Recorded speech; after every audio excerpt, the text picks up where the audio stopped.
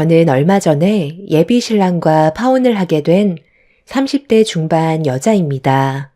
너무 기가 막힌 일들이 한순간에 눈앞에 펼쳐져서 지금도 실감이 나지 않을 정도로 상당히 큰 충격을 받아 제대로 된 생활조차 힘든 상황입니다.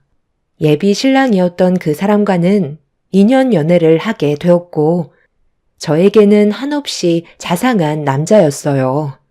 저와 결혼하자는 얘기를 했을 때 앞으로 이 사람만큼 좋은 남자는 만날 수 없을 것 같아 프로포즈를 받아들이게 되었습니다. 그렇게 양가 집안 상견례까지 하고 결혼식 준비에 한창 정신이 없었을 시점에 예비 시모가 퇴근 시간이 얼마 남지 않았을 때 차 한잔 하자면서 연락을 주셨어요. 무슨 일인지 전혀 알지 못한 상태로 약속 장소에 나가보니 예비 시모를 마주보고 앉아있는 여자와 대화를 주고받고 계셨어요. 제가 가까이 다가가자 저를 보시곤 급하게 반대편에 앉아있는 여자에게 인사를 건넸죠.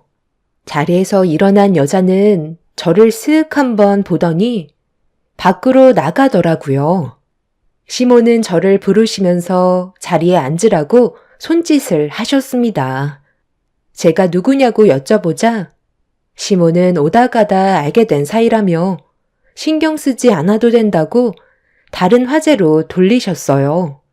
자주 뵌 적은 없었지만 그날따라 분위기가 좀 이상했고 시모의 얼굴은 고민이 많아 보였습니다. 그리고 시모가 저에게 질문을 하셨어요. 내가 너를 부른 이유는 결혼식이 얼마 남지 않았지만 뭐 하나 물어보고 싶어서 불렀다. 내 아들을 위해서라면 너는 어디까지 희생을 할 수 있다고 생각하니? 갑작스러운 질문에 많이 당황스러워 보이는데 나는 뭐든 확실하게 짚고 넘어가야 직성이 풀리거든. 결혼식 전에 조금이라도 문제가 있다면 언제든지 엎어질 수 있다는 거 명심했으면 좋겠다. 결혼하고 나서도 조금의 문제가 생긴다면 조금도 고민하지 않고 너희들을 갈라놓을 거니 이 결혼 신중해야 할 거야. 내 아들이 지금 너에게 푹 빠져 있어서 일단 묵묵히 상황을 지켜보고 있긴 하지만 언제든 내가 중간에서 제지할 수 있다는 거 인식하고 있어야 한다. 다시 한번 물어보겠는데 내 아들을 위해 어디까지 희생을 할 수 있니? 목숨까지도 아깝지 않을 정도로 정말 진심으로 사랑하고 있는 중인 거야? 아니면 내 아들이 종합병원 후계자의 자리에 있고 우리 집안의 재력만 보고 겉으로만 사랑한다고 하는 거니? 내가 뒤에서 묵묵히 지켜보고 있는데 아무리 봐도 너는 우리 집안의 재력 때문에 접근한 것만 같아서 말이야. 사람 인연이라는 게 갑자기 한순간에 나타난다 하지만 어느 정도 계기가 있어야 인연이 만들어지는 건데 서로 첫눈에 반했다는 게 말이 되니? 그냥 길 가다가 눈빛만 보고 반한다는 게 말이 되냐고. 너희들 나한테 뭐 숨기는 거 있지? 아무리 생각해봐도 둘이 너무 안 맞아. 주영 씨가 웃자고 한 소리지. 첫눈에 반했다고 해서 그 사람과 인연을 만들어갈 수 있는 건 아니잖아요. 충분한 시간을 두고 서로 조금씩 가까워졌어요. 그리고 제가 어머님께 숨기는 것도 전혀 없고요. 어디까지 희생할 수 있냐고 물어보셨는데 주영 씨한테 모든 걸 다 줘야 진정한 사랑이라고 생각하시는 건가요? 저에게 어떠한 대답을 원하시는지는 모르겠지만 희생이라는 게 주영 씨에게 절실하게 필요한 거라면 당연히 그렇게 하겠지만 만약 올바른 길이 아니라면 저는 주영 씨를 위해 모든 걸 희생할 수는 없을 것 같아요. 그리고 너무 광범위하게 말씀하셔서 제가 어떻게 대답을 해드려야 할지 모르겠어요. 저희가 사랑하지도 않는데 결혼할 이유는 없는 거잖아요. 지금 현재 주영 씨를 진심으로 사랑하고 있어요. 그래서 함께 하기로 약속까지 했던 거고요. 그 사람을 사랑하는 게 아닌 배경을 보고 제가 접근한 것처럼 말씀하셔서 좀 서운하긴 하지만 그런 생각 충분히 가지실 수도 있으실 테니 앞으로 이런 말은 삼가 주시길 부탁드릴게요. 내가 왜 이런 식으로 나오겠어? 너희 집안에서 내세울 게 뭐가 있니? 한번 말해봐라. 우리 집안보다 뛰어난 게 아무것도 없잖아. 지극히 평범한 네가 내 아들한테 접근한 이유가 인생 한번 제대로 바꿔보려고 2년 동안 공을 들인 거잖아. 그래서 나는 지금까지도 너희들 결혼에 대해 신중하게 생각하고 있다.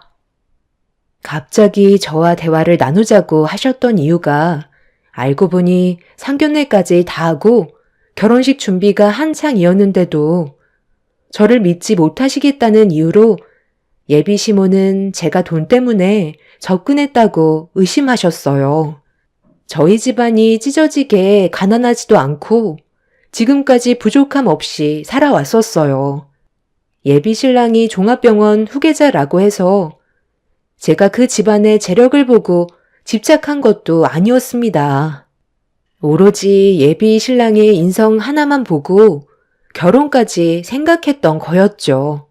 이런 의심을 받게 되니 기분이 너무 안 좋았었어요.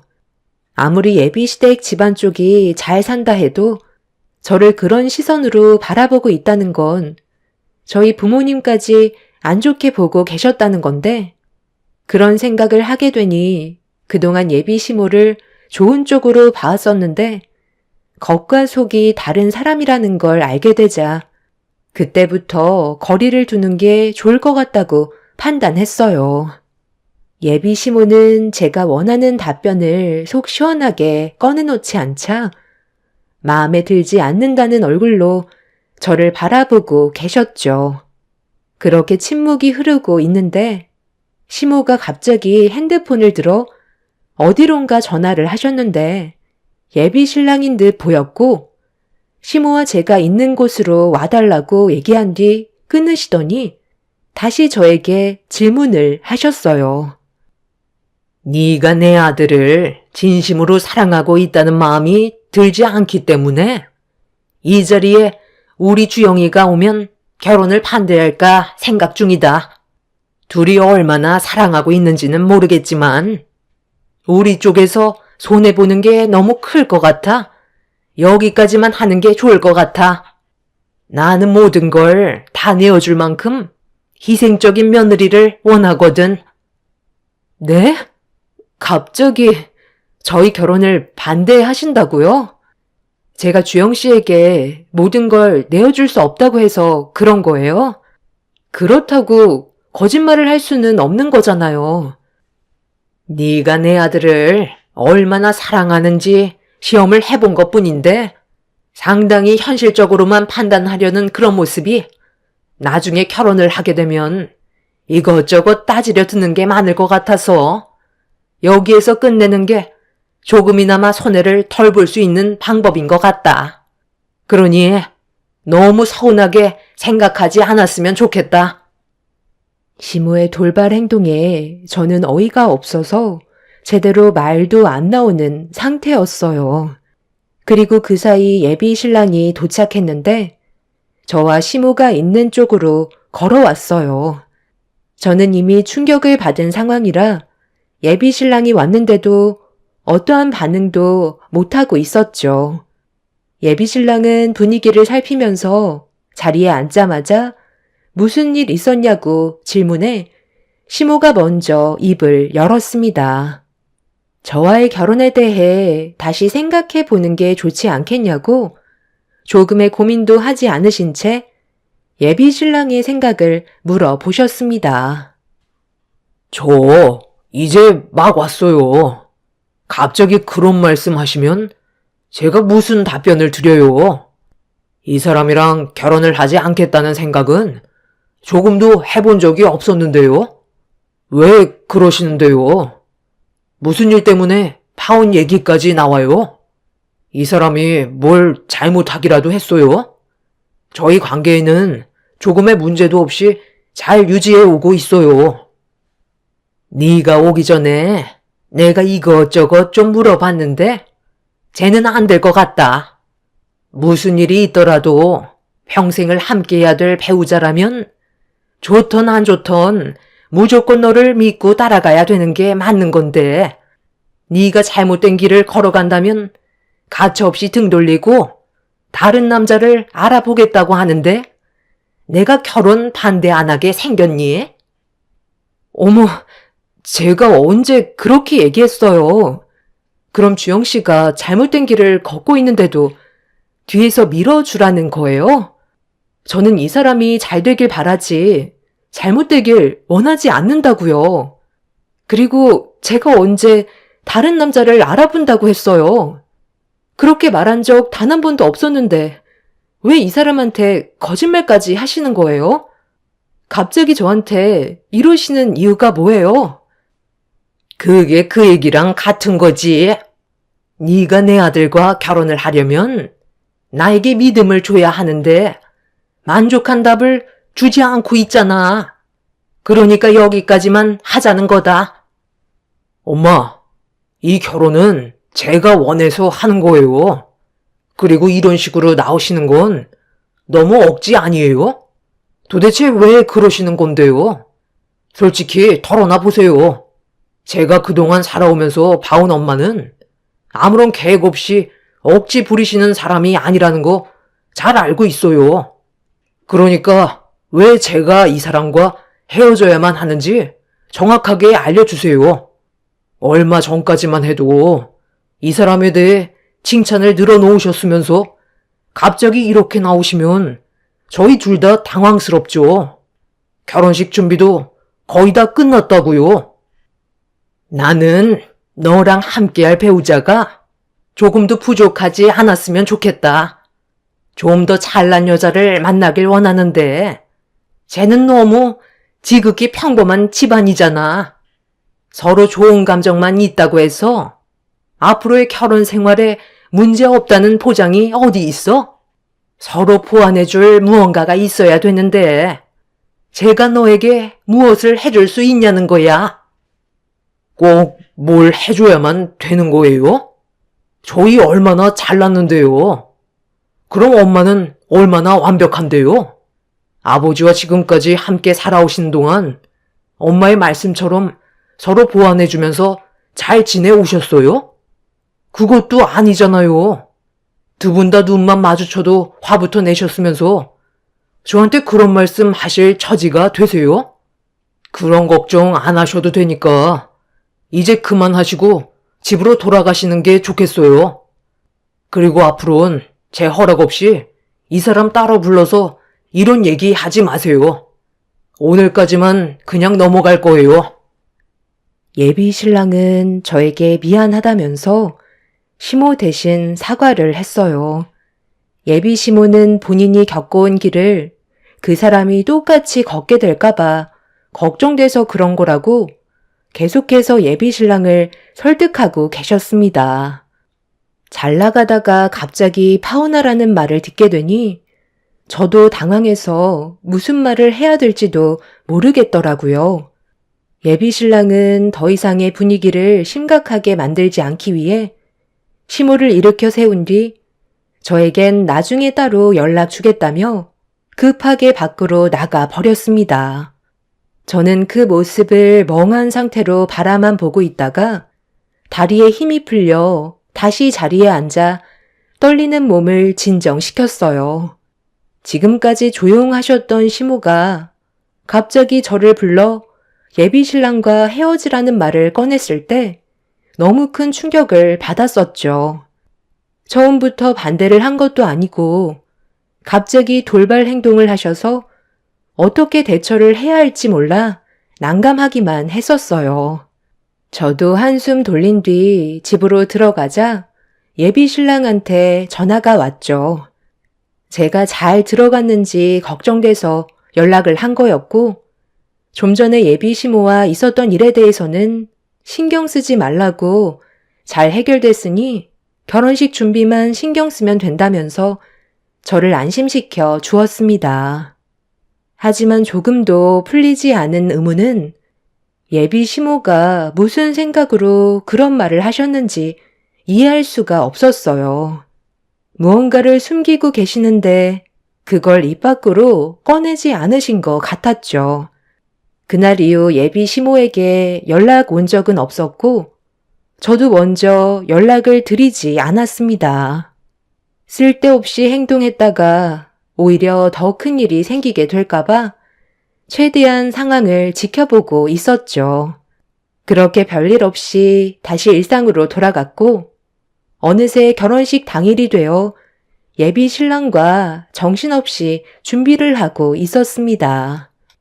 그때까지만 해도 별일 없이 잘 지나갈 줄 알고 있었지만 몇 시간 뒤 저에게 엄청난 일들이 눈앞에 펼쳐질 거라곤 상상조차 하지 못했고 상상을 초월한 광경이 펼쳐지게 되었죠.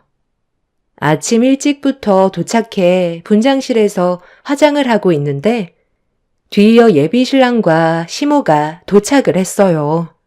저를 보며 반갑게 웃어주는 예비 신랑과 다르게 시모는 무언가 불만이 있는 듯한 얼굴을 하고 계셨지만 시모도 자리로 돌아가 화장을 받으셨어요.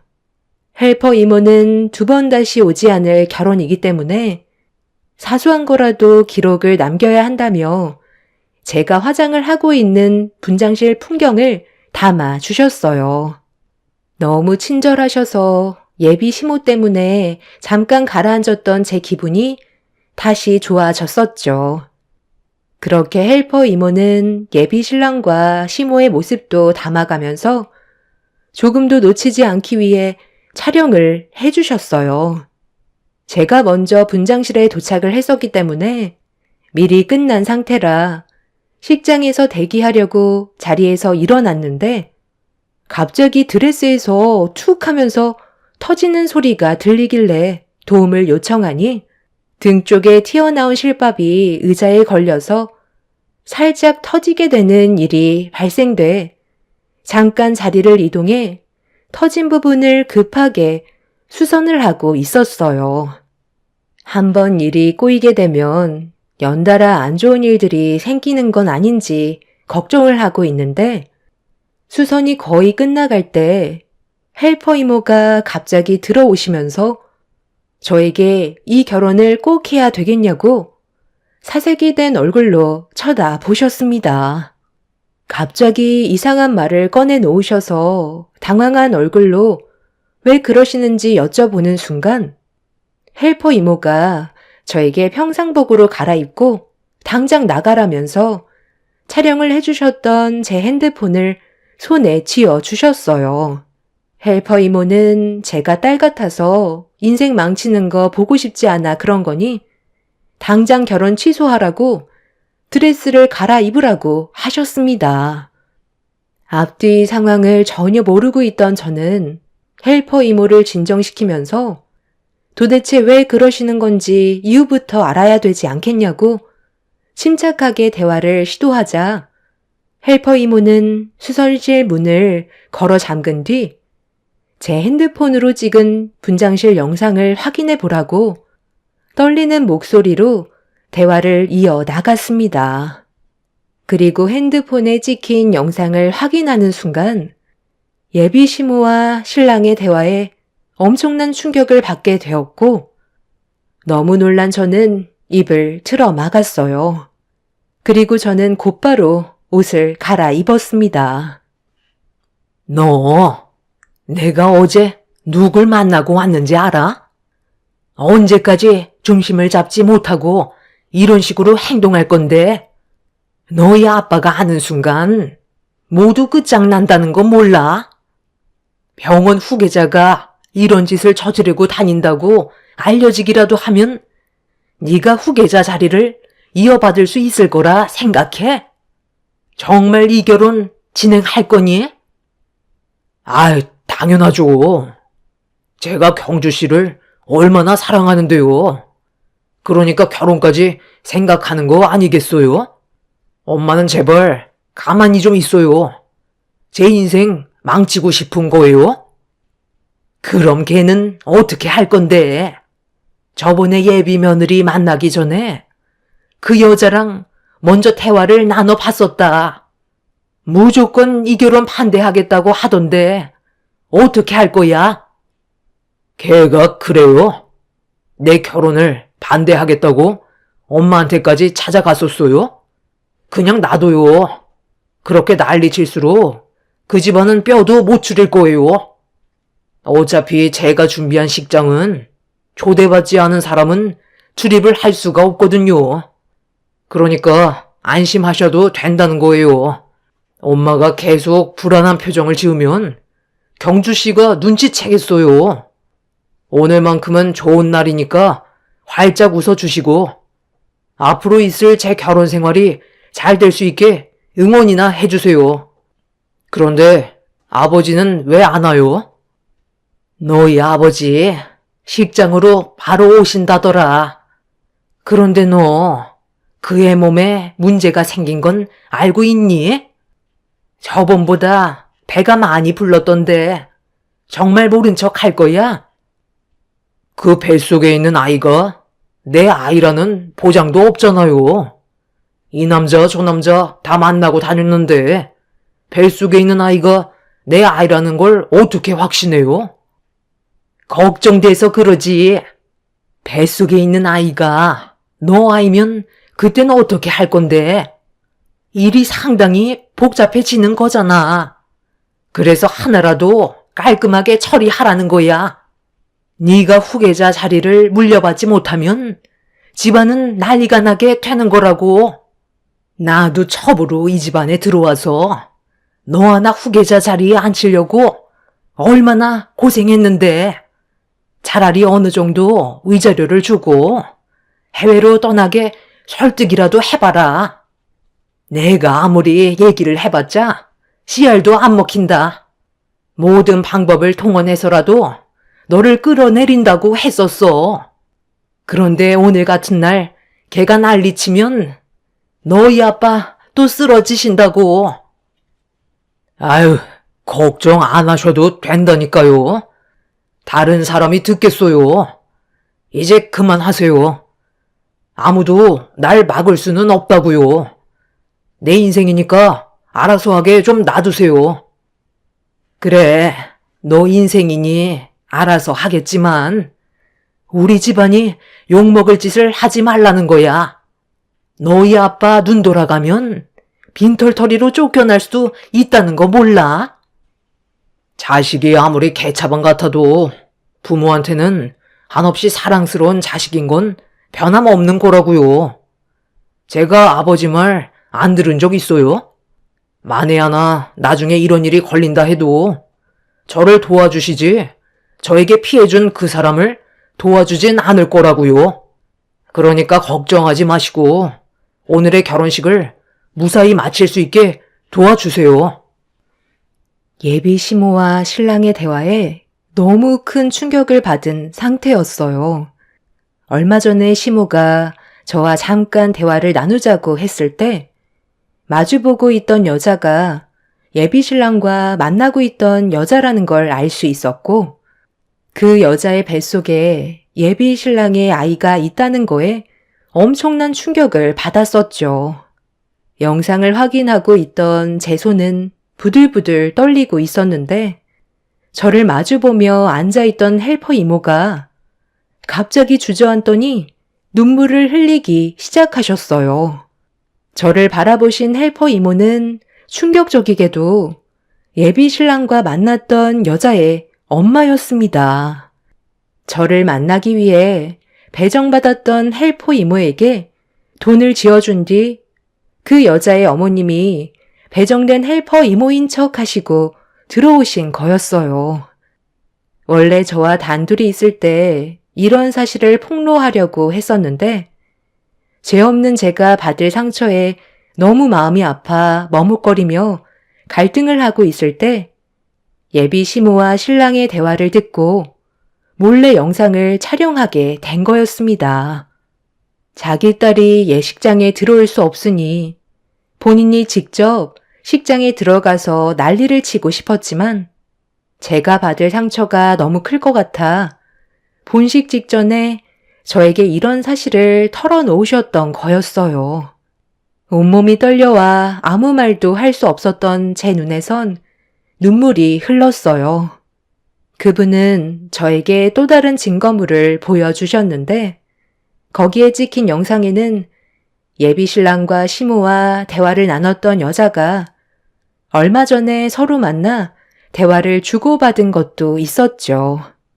뱃속에 아이가 있다며 당장 결혼을 취소하고 아이를 책임져 달라고 했지만 예비신랑은 자리에서 일어났고 그 여자는 배신감에 예비신랑의 뺨에 손을 올렸는데 예비신랑은 충격적이게도 임신한 몸인 걸 알면서도 그 여자의 뺨에 손을 올렸습니다.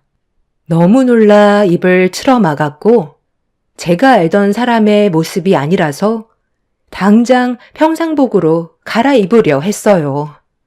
그런데 이대로 파혼하기에는 제가 받은 상처가 너무 커서 그냥 넘어갈 수가 없겠더라고요. 그래서 그 여자의 어머님께 모든 상황을 설명드린 뒤 계획을 변경하게 되었죠. 저는 예정대로 결혼식을 준비했고 모든 준비가 끝이 난 뒤 신부 대기실에 앉아 있었어요. 예비신랑은 그 여자의 어머니의 얼굴을 전혀 알지 못하고 있었죠. 결혼 얘기가 나오기도 전에 헤어짐을 통보받았던 이유는 뱃속에 아이가 생겼다는 이유 때문이었고 아이를 자기 인생의 걸림돌로 생각하고 있었어요. 저도 알지 못했던 그런 내용들로 인해 사람은 겉모습만 보고는 알 수 없다는 걸 확실하게 깨닫게 되었죠. 제가 받은 상처만큼 예비 신랑에게도 돌려주고 싶었어요. 그렇게 모든 준비가 끝이 나고 결혼식이 진행이 되었습니다. 예비 신랑은 신부 대기실에 있던 저에게 너무 이쁘다면서 온갖 좋은 말을 아끼지 않았지만 이미 마음이 굳게 닫혀버린 상태라 어떠한 말도 들리지 않았어요. 그렇게 예비 신랑의 입장 소리와 함께 다음으로 예비 신부 입장의 소리가 들리는 순간 아빠는 제 손을 잡고 예비 신랑 앞에까지 바래다 주셨어요. 그리고 서로 간 맞절하라는 말이 들리는 순간 저는 예비 신랑의 뺨을 사정없이 내려쳤습니다. 순식간에 일어난 광경에 양가 집안을 비롯해 객석까지 술렁거렸고 제 드레스를 잡아주고 있던 사람이 고개를 들어 예비 신랑을 쳐다보자 놀라서는 그 자리에 주저앉아 저희 둘을 바라보고 있었습니다. 그 여자의 어머니께서 그 여자에게 연락을 하셨고 외부인 출입이 불가능하기 때문에 헬퍼 이모로 저와 같이 식장에 들어오게 된 거였죠. 그 여자의 얼굴을 보자마자 그놈은 사색이 된 얼굴로 어떻게 들어왔냐고 소리를 질렀고 잠시 뒤 식장 안에 그동안 예비 신랑이 그 여자에게 했던 쓰레기 같은 짓들과 본식 직전에 녹화되어 있던 영상이 틀어지는 순간 식장 안의 모든 사람들은 경악을 하고 말았습니다. 예비 시모는 털썩 주저앉아 버리셨고 예비 시부는 자리에서 일어나 식장을 나가 버리셨어요. 뒤이어 헬퍼 이모로 제 옆에 계셨던 그 여자의 어머니께서 예비 신랑에게 달려가 머리채를 잡으면서 한바탕 난리를 친 뒤 상황은 종결이 되었습니다. 이런 사실이 밝혀지고 결국 예비 신랑은 병원 후계자 자리에 올라갈 수 없었어요. 그리고 저희 집안에서 받은 정신적인 충격과 파혼에 대한 위자료를 청구하게 되었죠. 쓰레기 같은 그놈과 만났던 여자분은 그놈 아버님을 만나 진정한 사과와 함께 위자료를 받았어요. 그 여자는 결혼을 원하지 않았고 그놈이 무너지는 걸 바라고 있었습니다. 결국 이 문제로 인해 집에서 내쳐지게 되는 일이 벌어지게 된 거였죠. 지금 생각해봐도 너무 충격적인 일이었어요. 자기와 만나는 여자들을 아주 우습게 생각하고 있는 사람이라는 걸 확실하게 알 수 있던 거였죠. 하마터면 제 인생까지 망칠 뻔했던 걸 그 사람들이 구해준 거였습니다. 이래서 사람은 겉모습만 보고 판단하면 안 된다고 하나 봐요. 인생 경험했다 생각하고 앞으로 있게 될 일들에 대해서는 좀 더 신중해야 될 것 같습니다. 최근에 그놈의 소식을 접했는데 땡전 한 푼 없이 내쳐진 상황에서 또 다른 몇 명의 여자가 임신해서 찾아왔다는 말을 듣게 되었습니다. 만약 제가 결혼한 상태에서 이런 일이 터졌다거나 저까지 임신을 했었다면 앞으로 남아있을 인생은 너무나도 절망적이었겠죠. 여기에서 끝난 걸 천만다행으로 생각하려고요. 그놈은 분명 오래가지 못해 인생을 말아먹을 것 같습니다. 큰일이 지나갔으니 앞으로 저에게 좋은 일만 생겼으면 좋겠어요. 여러분들께서도 사람의 겉모습에 넘어가는 일이 없으시길 바랍니다. 제 사연 들어주신 분들, 오늘 하루도 행복하시고 언제나 좋은 일만 가득하시길 바랍니다. 감사합니다. 안녕하세요. 저는 남편과 이혼한 지 2년 차 된 30대 중반 여자입니다. 얼마 전에 친구가 운영하는 식당에 일손이 모자라 잠깐 도와주러 간 적이 있었는데요. 거기에서 전 시댁 식구들이 식사를 하고 있더라고요. 2년 만에 저와 다시 마주친 시댁 식구들은 전혀 달라진 거 없이 똑같은 모습을 하고 있더군요. 친구 식당이 오픈한 지 얼마 되지 않아 도움이 필요했던 상태라 어쩔 수 없이 시댁 식구들을 지나 주방으로 들어가게 되었고 별로 마주치고 싶지 않아 주방에서 제가 할 일을 찾아 친구를 도와주고 있었는데 시댁 식구들이 식사를 마치고 친구한테 저를 불러달라며 식당을 나가지 않길래 어쩔 수 없이 밖으로 나갔어요. 다른 손님들도 식사를 하고 계셨기 때문에 엘리베이터 앞에서 대화를 나누게 되었죠. 전 남편이 안고 있던 아이를 시모가 안아주더니 저에게 갑자기 이상한 말을 늘어놓기 시작했어요. 어차피 이제 남인데 왜 제 인생에 또다시 끼어들려 하는지 이해할 수 없었죠. 그래서 저도 한마디 하게 됐고 엄청난 파장을 불러일으키게 되었습니다. 2년 전에 남편이 저 말고 다른 여자와 만나고 있다는 걸 알게 됐을 때 하늘이 무너져 내리는 것 같았어요. 신혼 2년 차였기 때문에 의심 같은 걸 해본 적은 단 한 번도 없었는데 남편이 야근 때문에 늦을 것 같다는 말에 퇴근하고 회사 앞에서 기다리고 있던 저는 혼자 집으로 돌아올 수밖에 없었죠. 이런 일이 한두 번이 아니었기 때문에 크게 신경 쓰지 않았어요. 늦어봐야 항상 12시 전에 들어왔었고 크게 신경 쓸 만한 일은 없었습니다.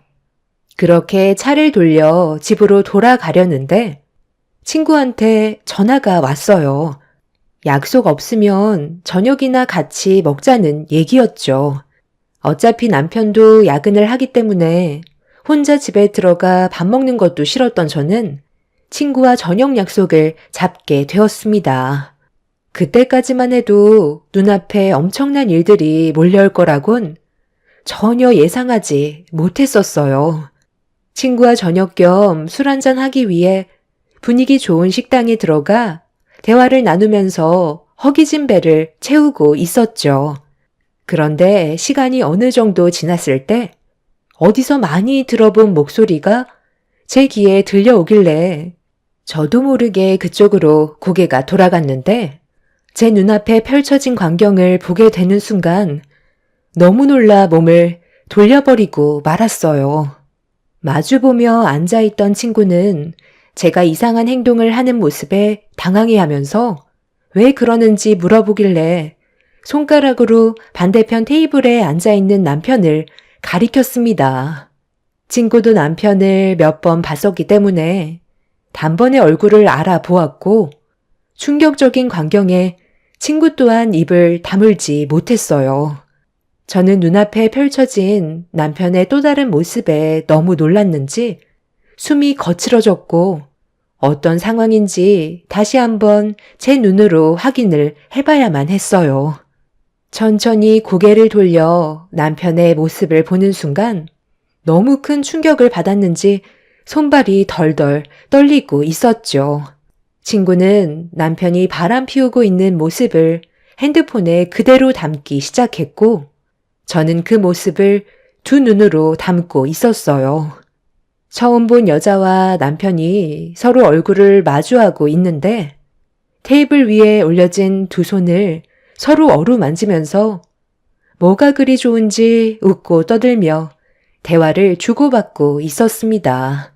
저와 친구는 남편과 처음 본 여자가 자리에서 일어날 때까지 몸을 숨긴 채 모든 광경을 두 눈으로 전부 다 담았고 어느 정도 시간이 지나자 남편과 여자가 자리에서 일어나길래 저도 그 뒤를 조심스럽게 따라갔습니다.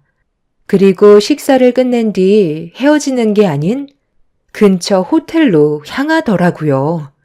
저는 이미 정신이 반쯤 나가 있던 상태라 아무것도 할 수 없었지만 친구가 모든 걸 핸드폰에 영상으로 다 담고 있었죠.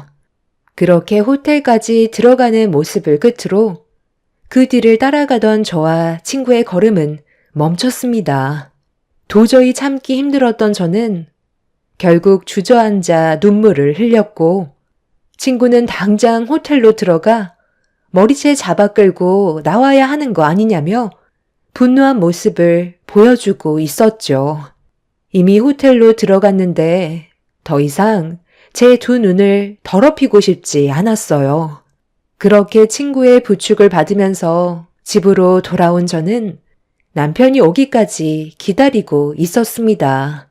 저에게 바람 피우고 있다는 걸 걸리지 않으려고 12시가 넘어가기 전에 들어온 남편은 현관문을 열자마자 밝은 얼굴과 함께 평소 저를 대했던 모습으로 다가오고 있었죠. 많이 기다렸지? 당신이 걱정할까봐 최대한 빨리 일 처리하고 왔는데 12시가 넘어버렸네. 얼굴이 많이 안 좋아 보이는데 피곤하면 먼저 눕지 그랬어. 내가 너무 늦게 와서 그래? 회사 일이니까 어쩔 수 없잖아. 당신 기분이 별로 안 좋아 보이는데 술 한잔 할까? 많이 피곤해도 같이 시간 보낼 수 있는 체력은 아직 남아있다고. 그렇게 힘쓰고 들어왔는데도 아직까지 체력이 남아있나 봐. 당신은 나한테 언제까지 숨길 수 있을 거라 생각했어? 나를 사랑해서 결혼한 거 아니야? 그런데 왜 다른 여자랑 같이 술을 마시고 그것도 모자라 호텔까지 들어간 건데? 그 시간 동안 내 생각은 조금도 하지 않았던 거야? 해명할 수 있는 기회는 줄게. 당신 뭐 잘못 먹은 거야? 힘들게 일하고 온 사람한테 그게 무슨 말이야? 내가 여자를 만나 술 마시고 호텔까지 갔다고?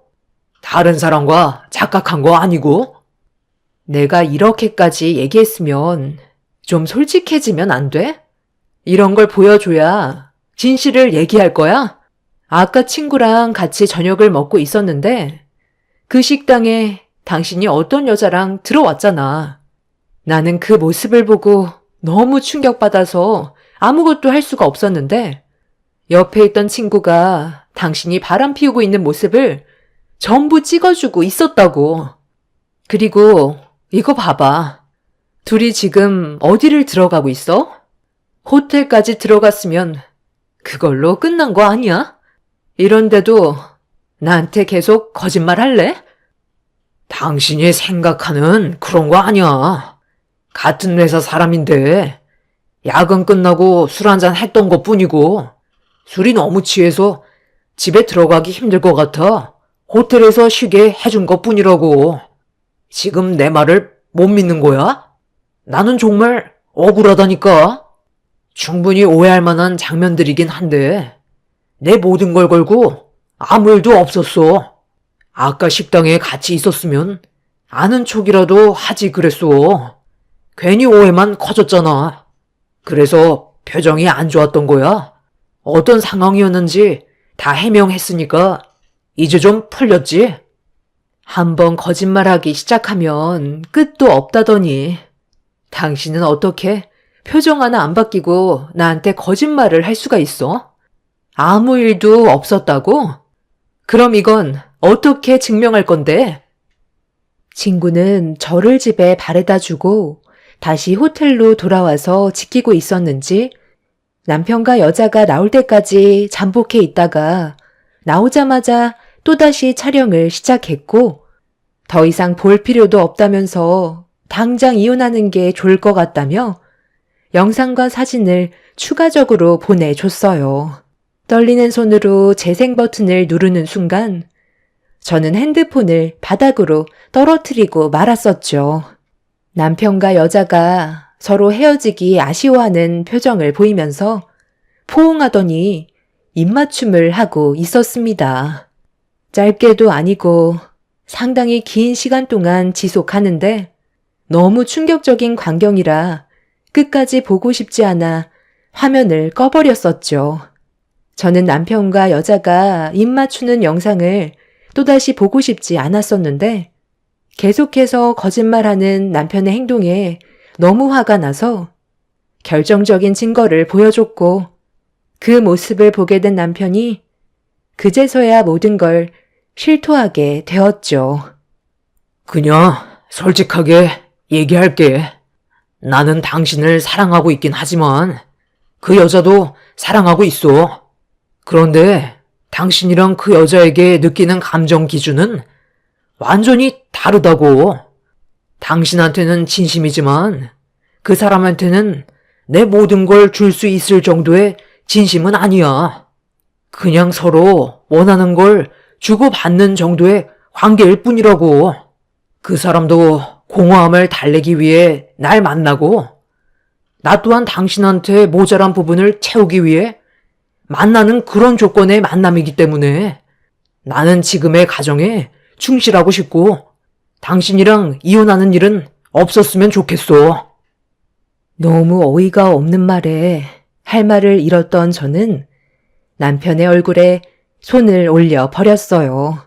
충격적인 사상을 가지고 있는 남편과 한 공간에 있는 게 너무 싫었던 저는 집을 뛰쳐나왔고 결국 이 사실은 저희 부모님도 아시게 되면서 집안은 난리가 나고 말았습니다.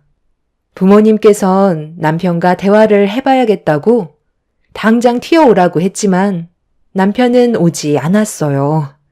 괜히 더 큰 문제가 생길 것 같아 제가 집을 뛰쳐나간 이후 남편은 시댁에서 생활을 하고 있었죠. 이 사실을 시댁 식구들도 전부 알고는 있었지만 다들 침묵하면서 어떠한 행동도 하지 않았어요. 보통은 자기 자식이 문제를 일으켰다면 직접 사과를 해야 되는 게 상식적으로 맞는 건데 단 한마디도 하지 않는 시댁 식구들의 모습에 실망을 크게 하신 부모님께선 화가 많이 올라오셨는지 결국 참지 못하시고 시댁의 문을 두드리셨습니다. 저희 부모님께서 현관문을 두드리자 그제서야 시모가 문을 열어주셨어요. 시댁 식구들은 어느 정도 예상하고 있었는지 거실에 모여 앉아 있었죠. 사돈께서 여기까지 어쩐 일이세요? 저희한테 무슨 할 말이라도 있으신가 봐요? 저희는 딱히 할 말이 없는 것 같은데 불편한 분위기는 별로 안 좋아해서요. 다 알고 계시면서 모른 척 하실 건가요? 권서방이 지금 제 딸을 놔두고 다른 여자와 바람이 났는데 왜 아무 말도 하지 않고 있는 거죠? 사돈께서도 권서방이 잘못했다는 걸 알고 계시잖아요. 저한테 직접 찾아와서 용서를 구해야 되는 게 맞는 거 아닌가요? 이런 식으로 침묵한다고 좋아지는 것도 아니잖아요. 제 아들이 뭘 잘못했다는 거죠? 한창 혈기왕성한 나이에 회포 좀 풀겠다는 건데 그 정도는 그냥 눈 감아줄 수 있는 거잖아요. 저도 그렇잖아도 물어봤는데 며느리를 진심으로 사랑하고 있긴 하지만 매번 요구할 수 없으니 다른 여자에게 좀 풀었던 것뿐인데 그게 걸렸다고 하더라고요. 그래서 제가 그랬죠. 남자면 누구나 그럴 수 있으니 굳이 사돈 집에 가서 무릎 꿇고 용서를 구할 필요는 없다고 했어요.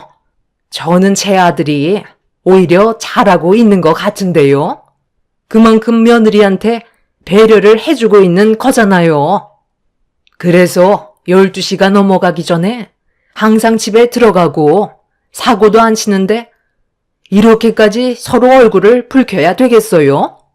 제 아들이 노름을 해서 돈을 말아먹은 것도 아니고 이 여자 저 여자 만나서 아이를 가지게 한 것도 아닌데 이 정도는 그냥 웃어 넘길 수 있을 정도라고요.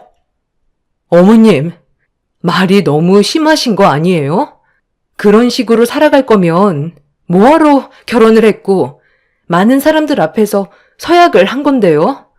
저 사람처럼 행동할 거면 법적으로 부부가 무슨 필요가 있겠어요.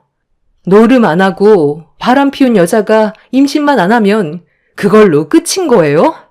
법적으로 전혀 문제가 없어 보이냐고요. 저는 절대로 그냥 넘어가지 않을 거예요. 사과를 받을 수 있을 거라곤 전혀 기대하진 않았지만 이런 식으로 나오실 거라곤 상상조차 못했네요. 법적으로 처리하면 되는 거죠? 내 동생이 다른 여자를 만났어도 가정에 충실했으면 된 거 아니에요? 그러는 재수 씨는 뭐가 그렇게 잘나서 내 동생한테 큰소리 치는 건데요? 아이도 가질 수 없는 몸이라고 들었는데 이런 거 저희 집안에서 감수하고 받아들여 줬으면 재수 씨도 일을 크게 만들지 말고 안에서 해결을 했어야죠. 그러고 보니 너 아예 임신을 할 수 없는 몸이라고 하지 않았니? 그럼 나는 아예 손주도 안아볼 수 없는 거잖아.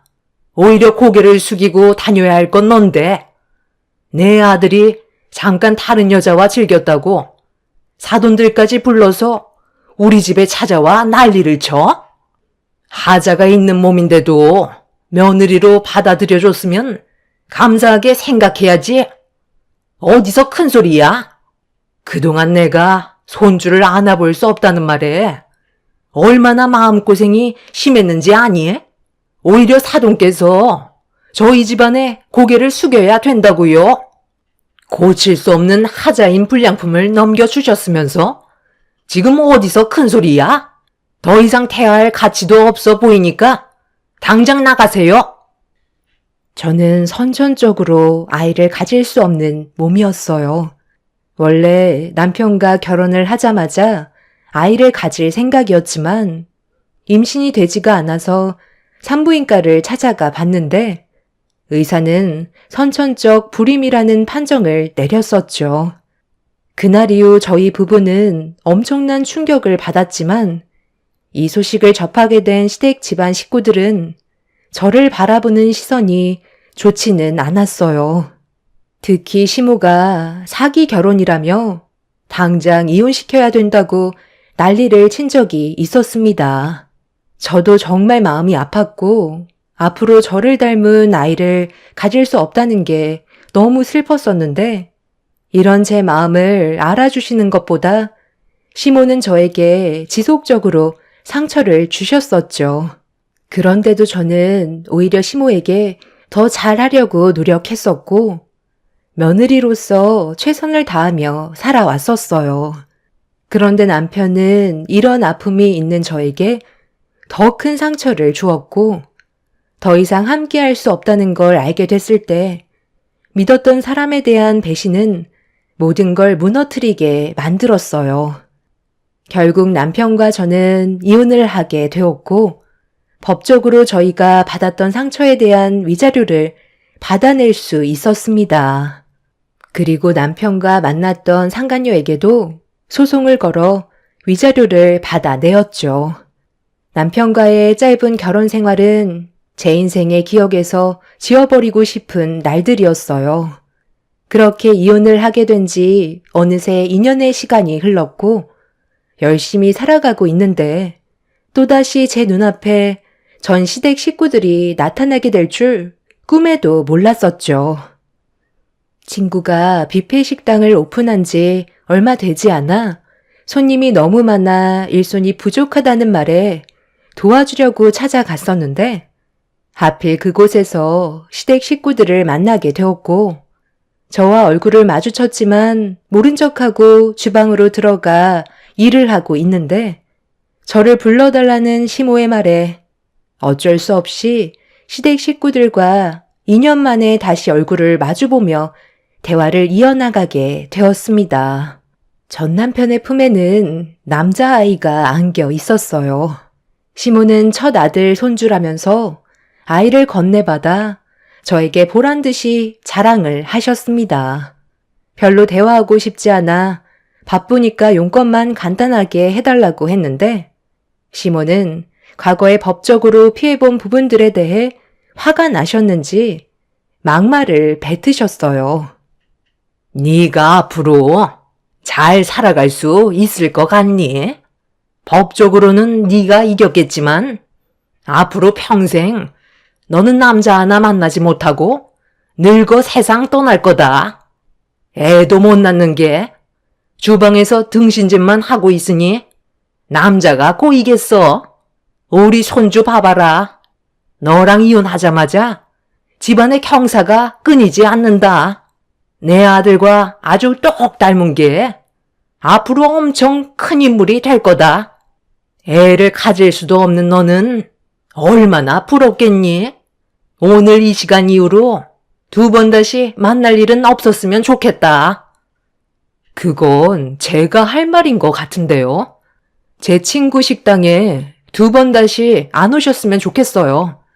그리고 당신이 어떻게 살던 그건 이제 저랑 상관없어요.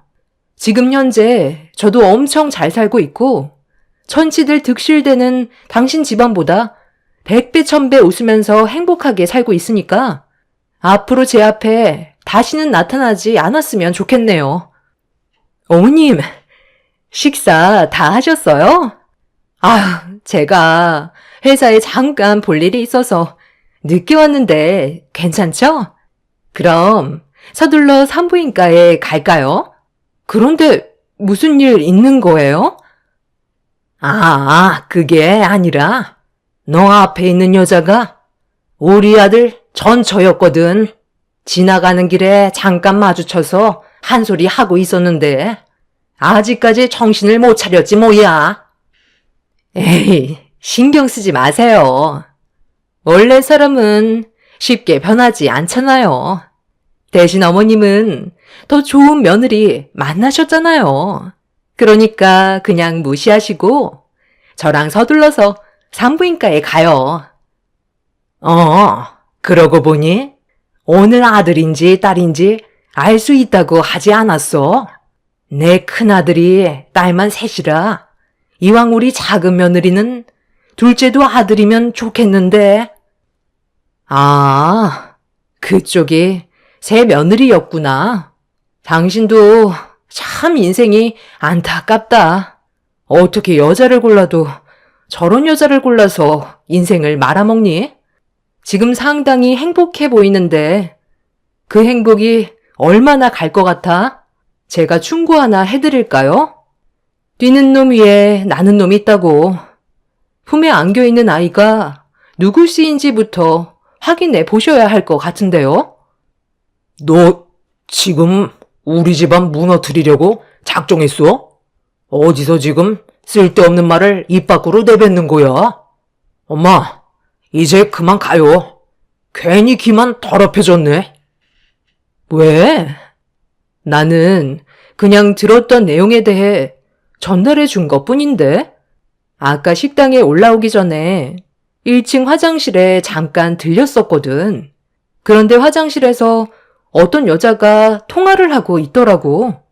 그런데 상당히 심각해 보이는 거야. 시간이 지날수록 아이가 아빠 얼굴을 닮지 않은 것 같다면서 불안해하길래 당신처럼 사고친 여자인가 보다 생각했었지. 그렇게 화장실에서 볼일을 보고 손을 씻고 있는데 임신한 여자가 볼일을 보고 나오더라고. 그러면서 뭐라고 그러는 줄 알아? 뱃속에 있는 아이도 남편의 아이가 아닌 것 같다며 불안해하면서 화장실을 나가는데 그 한심한 여자가 당신과 결혼했을 거라곤 상상도 하지 못했네. 어머, 저기요.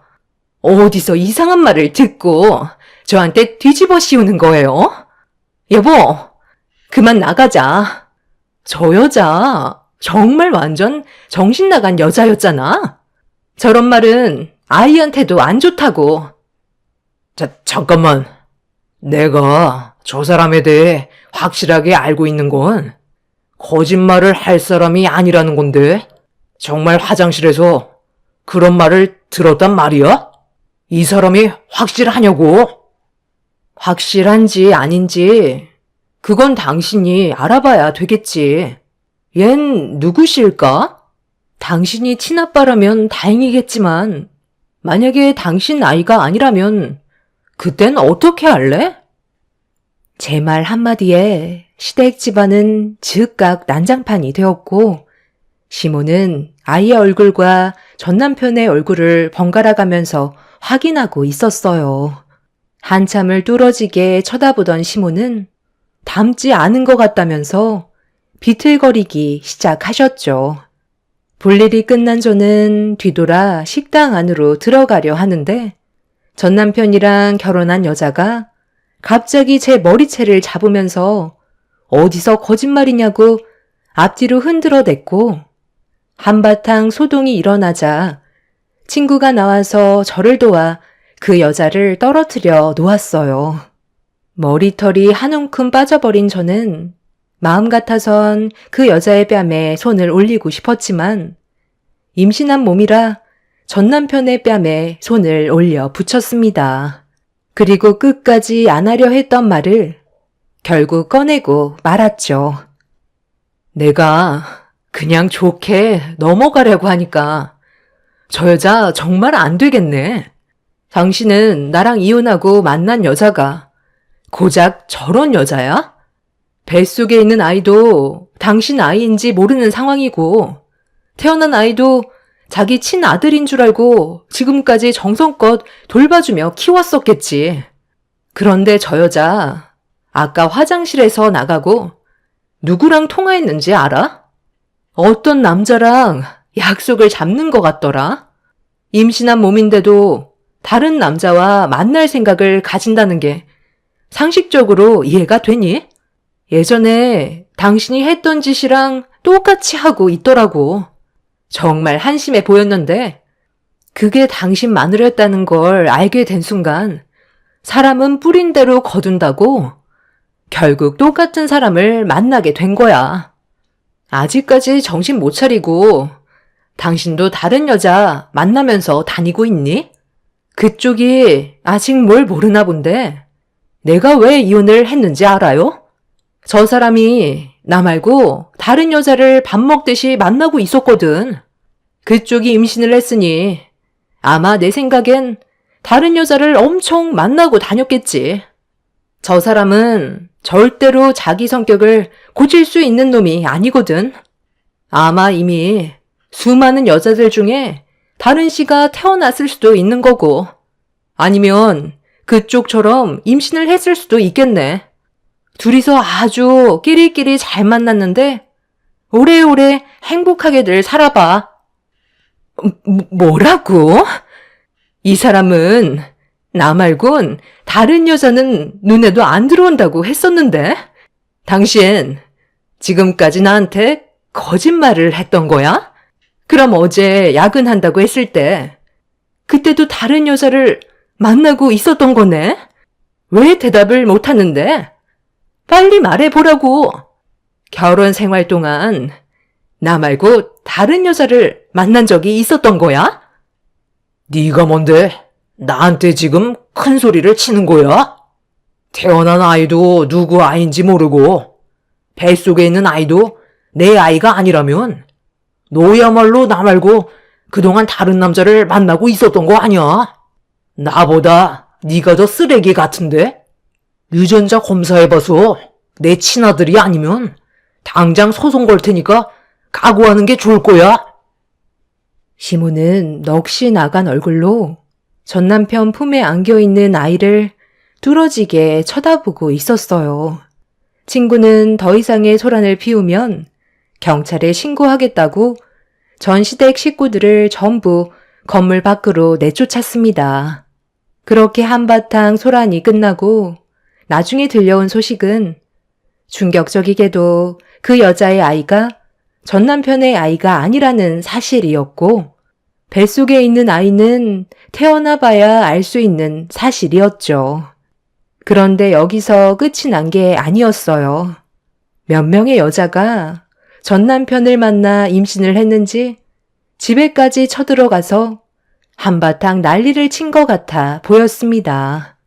순식간에 집안 전체가 쑥대밭이 되어버렸고 전시모는 감당할 수 없는 충격에 결국 혈압이 올라 뇌출혈이 진행이 되었고 병원에서 치료를 받고 있는 중이라는 소식을 접할 수 있었습니다.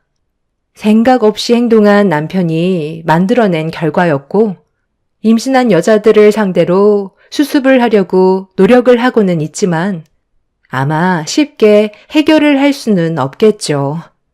결국 그 사람은 자신의 생각 없는 행동을 뒤늦게 후회하면서 땅을 치고 있습니다.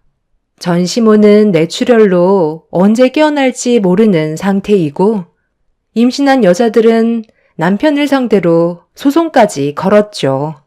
전치들만 득실되는 집안에서 하루빨리 빠져나온 게 정말 다행인 것 같아요. 만약 지금까지 참으면서 그 사람과 결혼 생활을 유지했다면 아마 저도 제정신으로 살아가지는 못했을 것 같습니다. 농차 지나갔으니 앞으로 저에게 좋은 일만 펼쳐졌으면 좋겠어요. 제 사연을 들어주신 여러분들께서도 언제나 행복만 가득하시길 바랍니다. 감사합니다. 안녕하세요. 저는 오늘 시댁 집안에 대해 사연을 신청하고 싶어 글을 쓰게 된 40대 초반 여자입니다. 2년 전에 부모님이 한날 한시에 세상을 떠나게 되시면서 제 인생에 많은 변화가 생겼어요. 부모가 없다는 이유 하나만으로 시댁에서는 전혀 다른 태도로 저를 대하면서 많은 상처를 주었어요. 부모님이 세상 떠나기 전에도 저를 함부로 대했었지만 그래도 참고 넘어갈 수 있었어요. 그런데 제가 어떤 아픔을 가지고 있는지 뻔히 알면서 시댁 식구들은 상처난 곳을 더욱더 후벼 팠었죠. 저도 사람인지라 한 번 잃게 된 이성을 붙잡을 수는 없었고 돌이킬 수 없는 결과들로 인해 시댁 집안 또한 무너져 버리게 되었습니다.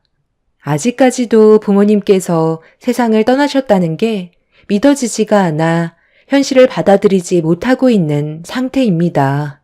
농사일을 하셨던 부모님께서 항상 바쁘게 살아오시다가 오래간만에 여유가 생기셨는지 여행을 다녀오신다는 연락을 받았었고 항상 저희 부모님께 잘했던 남편은 저 몰래 즐거운 여행 되시라고 용돈까지 넣어 드렸었죠. 그렇게 두 분은 전국 명소를 돌면서 즐거운 시간을 보내고 계셨는데 어느 날 전화가 왔어요. 부모님께서 사고가 난 현장에서 세상을 떠나셨다는 연락이었죠. 그때가 추운 겨울도 아니었는데 10중 추돌 사고가 있었어요. 부모님의 차는 앞뒤가 흔적도 없을 만큼 참담했었죠.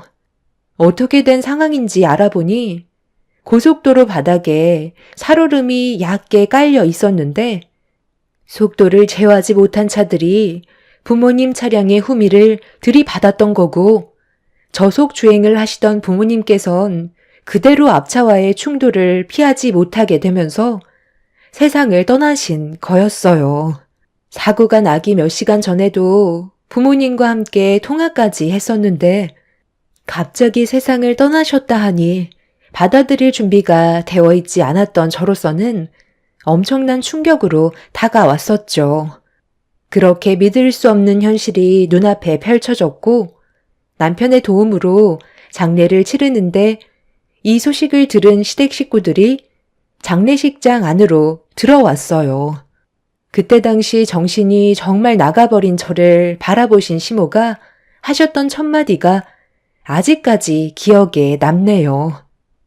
내가 언젠가 한 번은 큰 사고가 날 줄 알았다니까.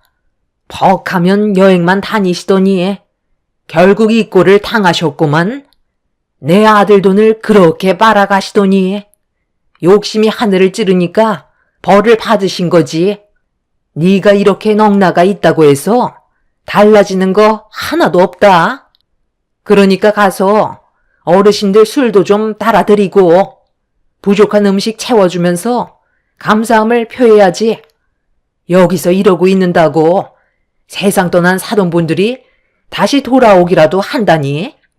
너희 부모 장례를 왜 내 아들이 고생을 해야 되는 건데? 어차피 늙으면 세상 떠나는 거 조금 더 일찍 떠났다고 생각하면 되는 거지. 언제까지 영정사진 앞에서 눈물을 흘리고 있을 거야? 엄마, 뭐 잘못 드셨어요?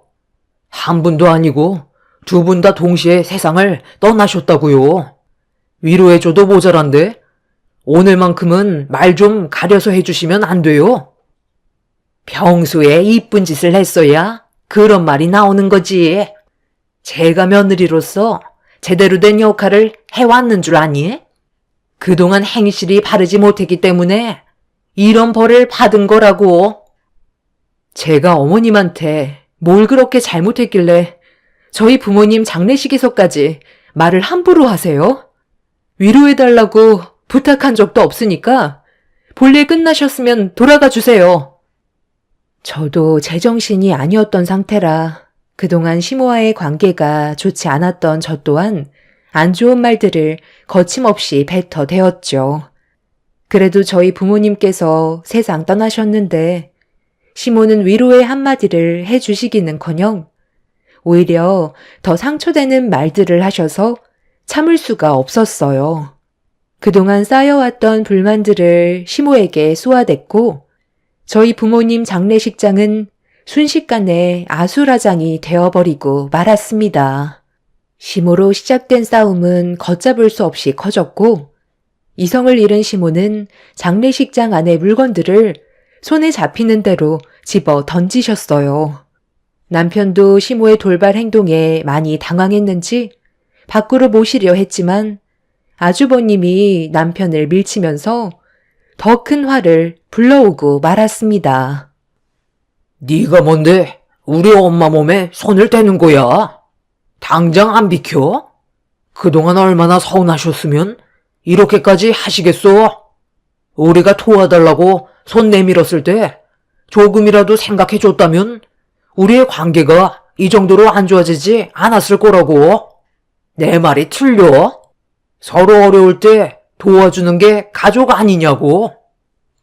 아주버님, 말 한번 잘하셨네요. 방금 어려울 때라고 하셨어요? 예전에 저희 가게가 많이 힘들어졌을 때 월세도 낼 수 없을 정도로 위기가 찾아와서 도와달라고 사정을 했었는데도 깨진 항아리에 물 붓기라면서 아예 등을 돌려버리셨잖아요. 위기가 찾아왔을 때 도와주는 게 진정한 가족이라고 항상 입에 달고 사셨으면서 왜 그렇게 하신 건데요? 그때 당시 저희가 너무 상처받아서 정말 인연 끊어내고 싶었어요. 그런데 우리가 어려운 상황이 해결되고 오히려 더 장사가 잘 되니까 저희한테 뭐라도 뜯어먹고 싶어서 거머리처럼 붙어서는 떨어지지 않으려 하셨잖아요. 한 번도 해본 적도 없는 장사를 갑자기 하시겠다면 저희한테 돈을 달라고 하시면 도와드려야 되는 거예요? 과거에 저희 부부를 매몰차게 걷어차셨으면 당연히 바라시는 게 정상이 아닌 거죠. 예전에 남편과 함께 운영하던 가게가 많이 힘들었던 적이 있었어요. 배달 위주로 안주를 만들어 팔았었는데 처음에는 잘 되는가 싶더니 날이 가면 갈수록 어려움이 많았었죠. 그때 가게를 접고 다른 걸 알아봐야 될 정도로 위기가 찾아왔었습니다. 월세를 낼 수 있는 돈이 없어 몇 달치가 밀리고 보증금에서 차감을 했었을 만큼 생활고에 시달렸었죠. 그때 남편이 시댁에 도움을 요청했었어요. 이미 저희 부부는 대출도 많이 받았었고 친정 부모님한테도 돈을 빌렸던 터라 더 이상 돈 나올 구멍이 없었습니다. 조금만 더 하면 될 것 같았는데도 잘 안 되니까 남편도 많이 답답했는지 시댁에 찾아가 도와달라고 사정을 했었죠. 하지만 어차피 망한 거 돈만 날린다면서 10원짜리 하나 도와주지 않으셨어요. 그때 남편과 저는 시댁 식구들에게 많은 실망을 하게 되었고 나중에 저희가 잘 되더라도 절대로 도와주지 않겠다는 결심을 하게 되었습니다. 이런 위기에 남편과 제가 할 수 있는 건 두 발로 뛰는 것밖엔 없었어요. 어차피 망하게 될 거라면 음식들은 전부 다 폐기 처리를 해야 되기 때문에 그럴 바엔 차라리 저희 가게를 알리기 위한 하나의 도구로 사용하기로 했었죠. 마지막 발버둥이었고 저희 부부는 전단지와 함께 술과 함께 할 수 있는 안주거리를 만들어 각 집마다 돌아다니면서 전부 나눠 드렸습니다. 술집에서 안주 하나 시키다 보면 나중에 결제할 때 몇만 원이 나오잖아요. 저희는 부담스러운 가격을 확 낮췄고 굳이 나와서 술집에 가지 않아도 집에서 간단히 저희가 준비한 음식들로 간편하게 해결할 수 있다는 장점을 살려 저희 가게를 모르는 지역 분들에게 계속해서 알렸습니다. 그렇게 되자 어느덧 배달 전화가 한두 통 오게 되었고 저희 부부가 계획했던 대로 조금씩 일이 잘 풀리기 시작했어요. 거의 1년은 남은 거 없이 전부 다 퍼줬었죠. 이런 노력이 결국 좋은 성과를 가져오게 되면서 처음엔 작게 시작했던 사업이 점점 더 크게 확장이 되었습니다. 저희가 잘 되자 아주버님이 그걸 보고 배가 많이 아프셨는지 본인들도 해보겠다며 장사를 시작한다고 도와달라고 했지만 과거에 저희 부부한테 위기가 찾아왔을 때 도와주지 않았던 아픔들 때문에 일절 도움을 주지 않았어요. 시부모님께서도 아주버님을 도와주는 게 좋겠다고 하셨지만 저희는 그렇게 하지 않았었죠. 도와줬어도 아주버님은 준비 없이 무작정 시작했기 때문에 망하는 건 당연했었어요. 그런데 이 모든 걸 저희 부부에게 탓을 돌렸고 서로의 감정이 안 좋았던 상태라 연락도 하지 않고 지냈었죠. 시부모님께서도 집안의 장남이라고 아주버님 편만 들지 저희가 받았던 상처에 대해서는 조금도 생각해주지 않았습니다. 그렇게 되자 시댁에 가는 발길도 끊어버리는 상황까지 오고 말았습니다. 얼굴 안 보고 지내는 게 오히려 더 행복한 생활을 유지할 수 있었죠. 그리고 이런 생활을 유지하며 살아오던 도중에 부모님께서 갑작스러운 사고로 세상을 떠나시게 된 거였고 시모는 장례식장에 오자마자 저에게 마음을 곱게 쓰지 못해서 벌을 받게 된 거라며 상처되는 말을 꺼내셨던 거였어요. 안 좋은 관계를 유지하면서 살아왔던 만큼 격한 싸움이 벌어졌었고 장례식장에서 한바탕 난리를 친 다음 시댁 식구들은 돌아가게 되었죠. 부모님께서 세상을 떠나신 것도 충격인데 시댁 식구들까지 난리를 치고 가니 제가 버틸 수 있는 상태가 아니었어요. 그렇게 한참 동안 부모님의 영정 사진을 바라보면서 오열을 하다 지쳐 잠이 들었고 남편도 많이 힘들었는지 제 옆에서 잠깐 눈을 붙였었는데 갑자기 무언가 차가운 것들이 제 머리 위로 쏟아져 내렸어요. 너무 놀라 벌떡 일어나 고개를 들어 올리자 집으로 돌아가신 줄 알았던 시모가 다시 나타나 큰 봉지 안에 들어있던 각 얼음을 제 얼굴에 뿌려대고 있었습니다. 갑자기 들어오셔서 지금 뭐 하시는 거예요? 왜 얼음을 제 머리 위로 쏟으시는 건데요? 뭐하러 또 오신 거예요? 저희는 어머님 얼굴 보고 싶지 않다고요. 네가 제정신이 아닌 것 같아. 걱정돼서 정신 좀 차리라고 마트에서 얼음 한 봉지 사다가 머리에 뿌려준 건데 뭐가 잘못됐니? 부모가 세상 떠났는데 잠이나 자고 있으니 사돈분들이 얼마나 마음이 아프겠어? 장례를 치르려면 똑바로 해야 될 거 아니야? 조금 있다가 사람들 올 거니까 정신 똑바로 차리고 있어라. 시모는 갑자기 알 수 없는 말을 꺼내셨고 잠시 뒤 아주버님이 다시 들어오셨어요. 그리고 조이금함에 자리를 잡고 앉으셨죠. 남편은 뭐 하는 짓이냐고 화를 내고 있는데도 시댁 식구들은 저희 부부를 무시하고 있었어요. 그리고 뒤이어 모르는 분들이 저희 부모님 장례식장에 들어오셨고 시모의 안내를 받아 조의를 표하시더니 식사까지 하고 계셨습니다.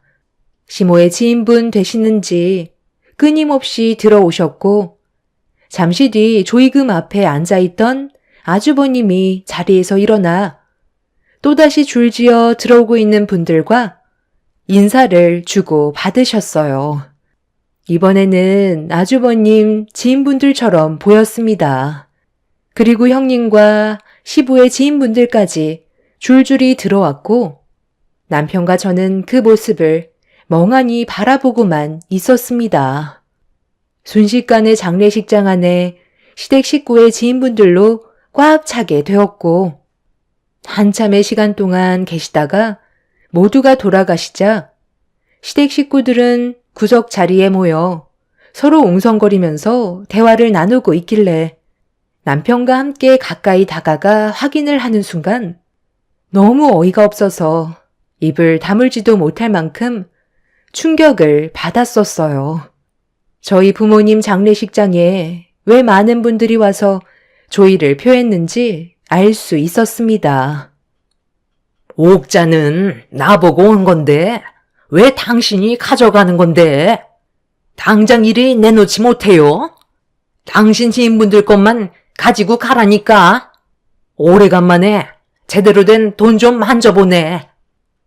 당신 친구인 건 알겠는데 나도 옥자 씨한테 문자 보낸 거 같은데 이거 봐봐. 나도 연락했잖아. 당신 얼굴 보고 온 건지 아니면 내가 연락해서 온 건지 그것부터 물어봐야 되는 거 아니야? 옥자 씨가 그래도 좀 살아서 그런지 꽤 많이 넣어놨네. 거기에서 10만 원만 놔주면 안 될까?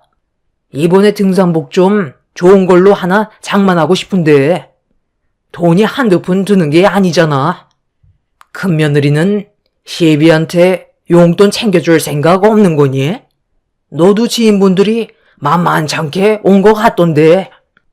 아버님, 오늘 들어온 돈은 각자 가지기로 했었잖아요. 이렇게 돈 들어오는 게 쉬운 것도 아닌데 얼마나 된다고 여기서까지 뺏으려 하시는 거예요? 매달 용돈 드리잖아요. 어머님한테 달라고 하세요. 저는 이 돈 보태서 안마 의자 하나 살 거라고요. 집에서 부업하는데 온몸이 쑤신다니까요. 당신은 얼마나 들어왔어? 나는 생각보다 몇 명 오지 않아서 금액이 많지는 않네. 오래간만에 낚싯대 좀 몇 개 사려고 했는데 턱도 없겠다. 엄마, 저 돈 좀 주시면 안 돼요? 네가 나한테 돈을 줘야지. 엄마가 너한테 돈을 줄 나이니? 여태까지 뒷바라지 해준 것만도 감사하게 생각해야지. 집에 낚싯대도 많은데 뭐하러 또 사겠다는 거야? 엄마 해외여행 좀 다녀오게. 그 돈 엄마한테 줘라. 이럴 때 효도하는 거지. 언제 하려고? 맨날 말로만 그러지 말고 이번 기회에 제대로 된 효도 좀 해보라고. 다들 여기서 뭐 하세요? 갑자기 많은 분들이 오셔서 뭐 하시는 건가 싶었는데 이게 목적이었어요? 세상 떠나신 장인 장모님을 이용해서 돈을 받으려고 이런 일을 꾸민거냐고요. 그 돈들 도로다 넣어두세요. 여기에서 먹고 마신 음식들이 얼마인 줄 아세요? 어떻게 가족이라는 사람들이 다들 이 모양인 거예요? 먹고 마시는 거 얼마나 나왔다고 그래? 그 정도는 너희 보고 온 사람들의 조의금으로 충분히 충당할 수 있잖아. 기회는 왔을 때 잡아야 되는 법이야. 돈 들어올 곳이 생겼는데 이런 좋은 기회를 놓칠 수야 있겠어? 한 사람만 세상 떠났다면 오지도 않았겠지만 너희 사돈이 두 분 다 세상을 떠났으니까 꽤 많은 사람들이 위로해 주려고 찾아온 거다. 와준 것만도 감사하게 생각해야지. 그리고 사돈 두 분 생전에 우리랑 아는 지인분들 같이 동반여행도 가고 식사도 가끔 했어서 다리 건너 아시는 분들이라 어려운 발걸음 하신 거야. 우리 여기서 이럴 게 아니라 볼일 끝났으면 이제 그만 집으로 가서 해결 보자고. 저는 시댁 식구들의 생각 없는 행동들 때문에 너무 충격을 받아 주저앉아 그 모습들을 멍하니 바라만 보고 있었고, 남편은 시댁 식구들을 밀치면서 각자 나눈 조의금을 뺏으려고 난리를 쳤어요. 하지만 시부가 남편을 밀치면서 제지를 했고, 시댁 식구들은 급하게 장례식장을 빠져나갔습니다. 저희 부모님의 장례를 이용해 돈 벌 생각을 한 그 사람들을 용서해주고 싶지 않았어요. 더 이상 인간들이 아니라고 생각했고, 부모님의 합동 장례가 끝이 나면 두 번 다시는 얼굴을 보고 싶지 않았습니다. 그렇게 저희 부모님의 장례를 힘겹게 끝을 낼 수 있게 되었고, 시댁 식구들과의 연락은 전부 차단했어요. 앞으로 어떠한 도움을 요청한다 해도 조금도 도와주지 않을 생각이었죠. 시댁 식구들 또한 저희 부부에게 더는 연락이 오지 않았고, 그렇게 2년이라는 시간이 흘러버렸습니다. 부모님이 세상 떠나신 지 2년이 넘어가는데도 실감이 나지 않더라고요. 부모님과 함께했던 동네만 지나쳐도 생각이 나서 저도 모르게 눈물이 날 정도로 시간은 더 필요했어요. 부모님께서 세상을 떠나시기 전에 남편과 좋은 관계를 유지해 와서 그런지 저처럼 같은 아픔을 느끼고 있었죠. 그래도 산 사람은 살아야 되기 때문에 하루하루 열심히 살았었어요. 아이들도 하루가 다르게 자랐고, 그래도 가족끼리 좋은 추억도 많이 만들려고 정말 많이 노력하면서 살아왔습니다. 아이들은 저만 바라보면서 살아오기 때문에 부모를 떠나보낸 슬픔을 가지고 계속 살아갈 수는 없었죠. 이런 삶을 유지해 오면서 사는 동안 저희는 체인점도 몇 개 오픈하게 되었고, 안정적으로 가게 운영을 할 수 있었어요. 그런데 최근에 오픈한 가게에서 연락이 왔고 황당한 말을 듣게 되었습니다. 저희와 가족이라면서 음식을 무상으로 가져가려는 손님 때문에 곤란한 상황에 처해 있다며 어떻게 해야 될지 몰라 사장님이 저에게 전화를 하셨어요. 제가 바꿔달라고 하자 수화기에서 들려온 목소리는 다름 아닌 아주버님과 형님이었습니다. 2년이 지나고 처음 듣게 된 목소리였죠. 기분이 좋지 않았지만 이제 막 오픈한 가게에 안 좋은 소문이 돌면 안 되기 때문에 침착하게 대응을 했어요. 무슨 일 때문에 오픈한 가게에서 소란을 피우냐고 물어보았죠. 재수 씨, 오래간만이에요. 그동안 잘 지내고 있었어요? 아니, 우리 동네에 체인점을 냈으면 먼저 연락을 줬어야죠. 한잔하고 집에 들어가려는데 재수 씨 가게가 딱 보이길래 너무 놀라서 들어와 보니까 알고 보니 체인점이더라고요. 요즘 상당히 잘 나가나 봐요. 저희는 매일이 아주 죽을 맛인데 혼자서 잘 먹고 잘 살면 좋아요. 맨날 술 생각나면 여기 와서 먹어도 되는 거죠. 가족이니까 여기에 있는 음식들은 전부 무상으로 먹어도 되는 거잖아요. 새로운 지역으로 이사와서 적응하는데 시간이 좀 걸렸었는데 여기서 재수 씨 가게를 보게 될지는 정말 몰랐네요. 그런데 이 사장이 내가 가족이라고 했는데도 음식값을 지불해야 된다고 하잖아요. 그런 말을 들었는데 화가 안 나겠어요? 이왕 이렇게 된 거 몇 개 더 시켜 먹는 게 좋겠네. 그렇게 해도 괜찮은 거죠? 나도 할 말이 있으니까 좀 바꿔줘 봐봐. 여보세요? 동서, 나야. 그동안 잘 지내고 있었지? 요즘 우리 먹고 살기도 힘든데 나 여기서 아르바이트 하면 안 될까? 우리가 생활이 많이 힘들거든. 그래서 살 길이 막막한데 오래간만에 통화한 김에 우리 좀 도와줘. 언제까지 이렇게 살 순 없잖아. 하루하루가 정말 힘들다고. 일단 그런 건 나중에 다시 얘기하는 걸로 하고요. 이제 막 오픈한 가게이기 때문에 거기에서 그러지 말고 나오세요. 제가 사장님한테는 좋게 말씀드릴게요. 그래, 알았어. 동서가 원하는 대로 해줄 테니까 언제 다시 연락 줄 건데? 나 내일부터 여기 와서 일하면 되는 거야? 미리 돈부터 당겨주면 안 될까? 갑작스럽게 연락을 하게 된 형님 내외는 어이없는 말들을 늘어놓고 있었죠. 둘 다 술에 취해서 혀까지 꼬여서는 제대로 말도 못하길래 일단 대충 둘러대고 돌려 보냈습니다. 이런 상황을 남편도 듣게 되었고 저희는 다음날 새로 오픈한 가게로 출근을 했어요. 그렇게 장사 준비를 도와주고 있는데 전날에 저와 통화한 걸 잊지 않고 기억하고 있었는지 형님 내외가 가게 문을 열며 들어오고 있었습니다. 그런데 뒤이어 또다시 마주하게 된 시부모님이 들어오셨어요. 두 번 다시 마주치고 싶지 않았던 사람들과의 끈질긴 인연 때문에 너무 짜증이 몰려왔어요. 좋은 기억도 없고 그동안 며느리로 살면서 온갖 상처를 받았던 저는 그 사람들을 좋은 시선으로 바라볼 수는 없었죠. 저와 남편은 아무 말도 하지 않고 시댁 식구들을 바라보고 있는데 시모가 갑자기 양팔을 걷어붙이더니 주방으로 들어가셨어요.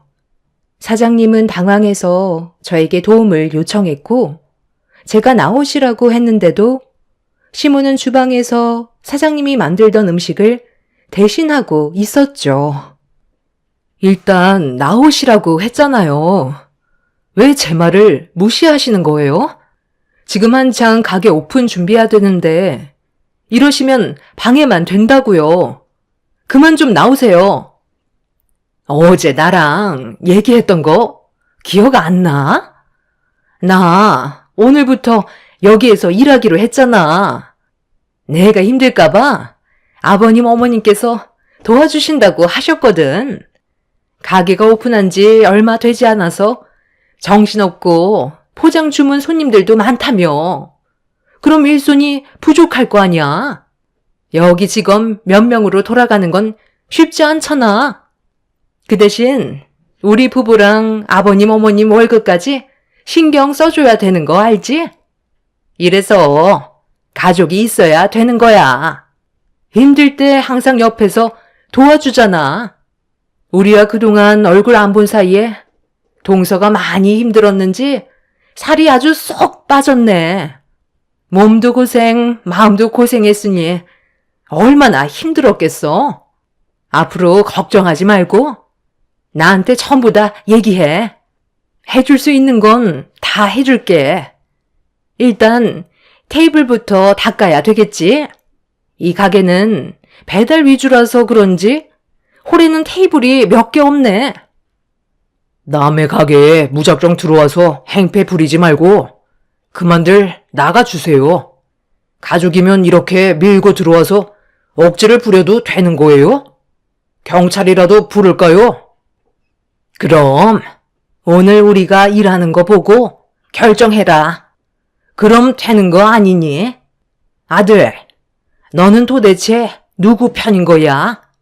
내가 남도 아니고 너를 낳아준 엄마인데 계속 매몰차게 행동할 거니? 엄마가 전부 치는 건 기가 막히게 하는 거 알지? 주방은 내가 책임지고 할 테니까 너희들은 재료나 다듬고 홀 청소나 좀 해라. 한번 해보고 싶은 대로 해보세요. 사장님, 새로 고용한 직원이라고 생각하시고 제대로 굴려주세요. 그리고 채용을 할지 안 할지 그건 제가 생각해 볼게요. 사장님은 당황한 얼굴로 시댁 식구들에게 일거리를 제시해 주셨고 저는 그 모습을 빤히 쳐다보고 있었어요. 남편은 저에게 무슨 생각으로 그런 거냐며 물어보길래 시댁 식구들이 무슨 생각으로 왔는지 확인해 보고 싶다고 전했어요. 그렇게 한 3시간 정도 지나자 처음에 열심히 하겠다는 의지와 다르게 계속 제 눈치를 보면서 불만 섞인 표정으로 가게 일을 도와주길래 무슨 문제가 있냐며 제가 여쭤봤어요. 그러자 주방에 있던 시모가 언제까지 서서 전을 부쳐야 하냐고 뒤집개를 집어 던지셨습니다.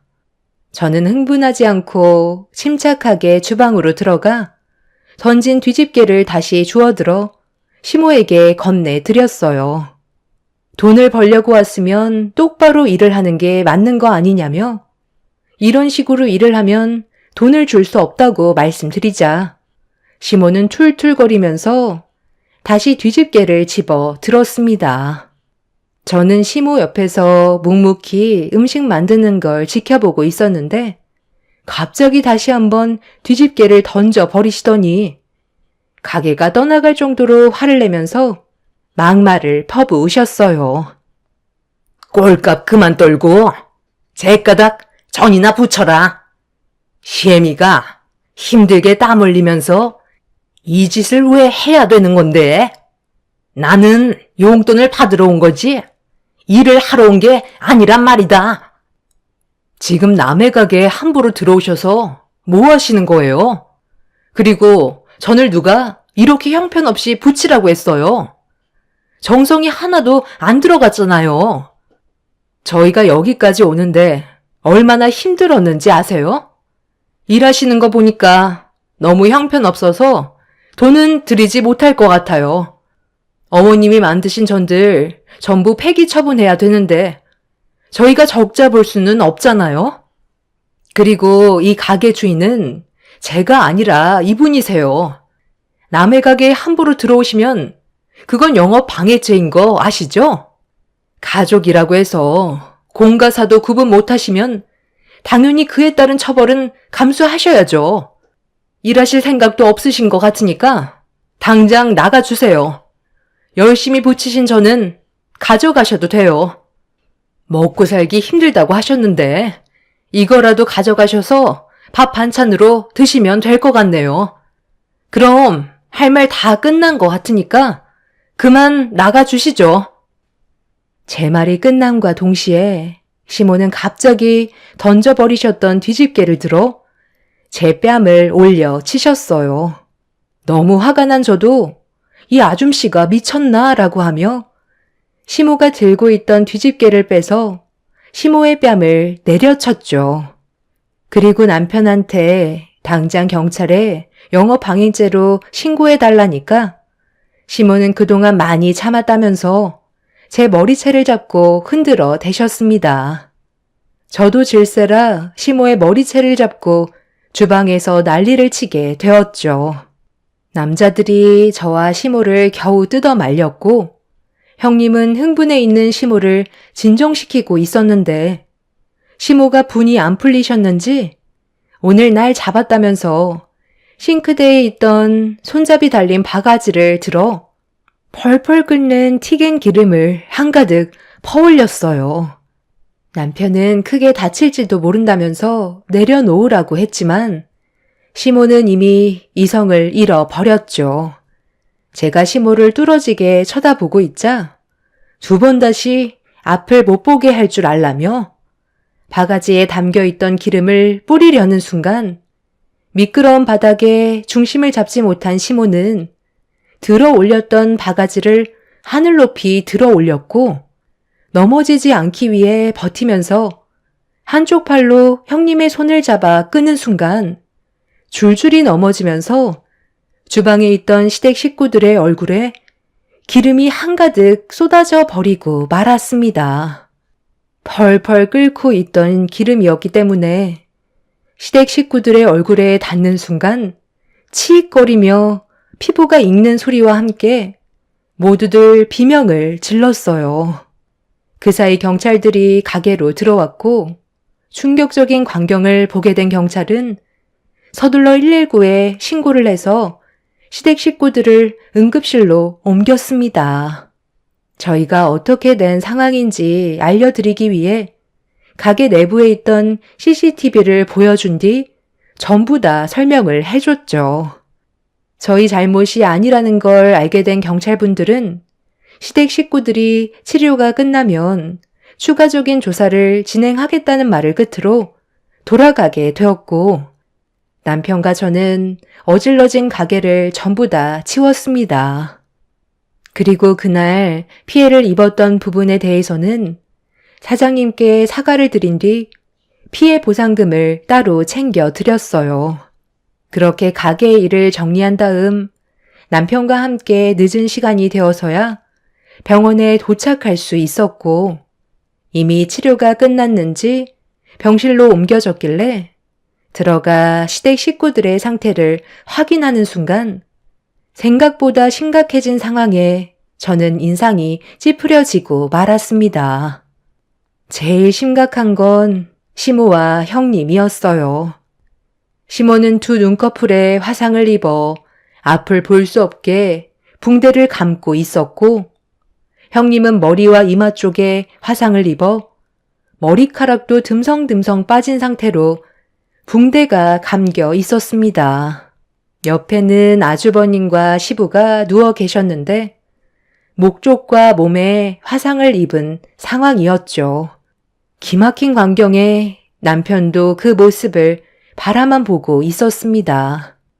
모두들 괴로움의 고통 속에서 힘들어하고 있는데 옆에 계셨던 의사는 치료 기간이 상당히 오래 걸릴 것 같다며 시모와 형님은 6개월 이상 병원에 입원해야 될지도 모른다며 시모는 실명까지 가게 될 수도 있다는 충격적인 말을 꺼내셨죠. 시모는 의사의 말을 들었는지 흐느끼며 눈물을 쏟으셨습니다. 저는 그 모습들을 보면서 한마디 했어요. 그러니 마음을 곱게 쓰셔야죠. 도대체 이게 하루아침에 무슨 상황이에요? 저희가 자초한 일이 아니니 도와주지 않을 거고 치료비 또한 알아서들 해결하세요.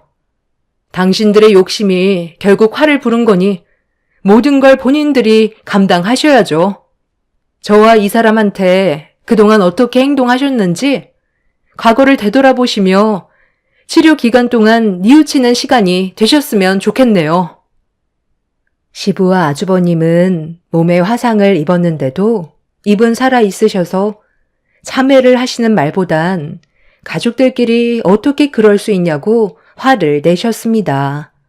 그날 이후 저희는 시댁 식구들에게 조금도 금전적인 지원을 해주지 않고 있어요. 앞으로 저는 사상 초유의 복수를 시작할까 합니다. 시간이 지날수록 시모와 형님은 더욱더 힘들어질 테고 시부와 아주버님 또한 경제적인 능력이 부족하기 때문에 저희 도움이 절실하게 필요하겠죠. 하지만 저는 과거에 받았던 아픈 기억들 때문에 일절 도움을 주지 않으려고요. 땅을 치며 눈물을 쏟아내도 제 마음의 문은 열리지 않을 것 같습니다. 앞으로 어떤 삶들이 펼쳐질지 모르겠지만 남편과 함께 앞으로 있게 될 날들에 대해 지혜롭게 행동하고 싶습니다. 여러분들께서 제가 현명한 행동을 할 수 있는 방법이 있다면 의견을 주셔도 감사할 것 같아요. 여러분들의 인생에는 불행이 아닌 언제나 행복만 가득하시길 바랍니다. 감사합니다.